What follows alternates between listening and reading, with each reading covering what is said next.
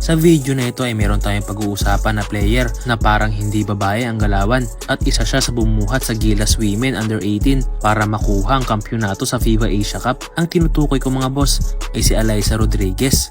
Si Alyssa ay isang half Filipino-Australian. Siya ay nakatira sa Amerika kaya dito na siya nag-aaral at dito na rin siya naglalaro sa koponan ng Killer Basketball Club. Grade 6 pa lang itong si Alyssa nang una siyang makasali sa isang basketball team sa kanilang paaralan. Kaya hindi na nakapagtataka na sobrang galing niya ngayong maglaro. Kung titignan mo ang laro ni Alyssa ay mapapabilib ka sa kanyang galaw. Meron nga siyang maayos na dribbling skills at meron siyang outside shooting at mataas na basketball IQ. Mabilis din ang batang to na kung titignan mo ay parang hindi babae ang naglalaro sa loob ng court. Ang kagandahan kay Alyssa ay naglalaro siya sa Amerika dahil mas iba ang sistema dito at mas maganda ang training dahil mas advanced at mas competitive sa Amerika kaya mas lalo siyang mahahasa sa paglalaro.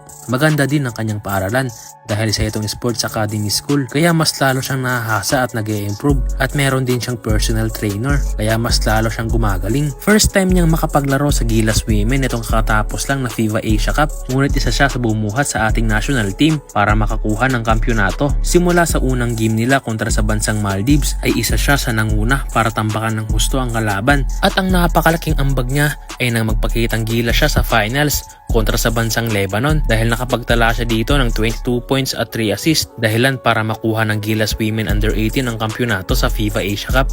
Napakalaking tulong nga ang naiambag ni Alyssa Rodriguez kaya kaabang-abang ang magiging karera niya sa susunod na mga taon at sana ay makita natin siya na maglaro sa mas matataas na liga sa Amerika. At ngayon mga boss ay tignan muna natin ang naging highlights niya sa kakatapos lang na FIBA Asia Cup.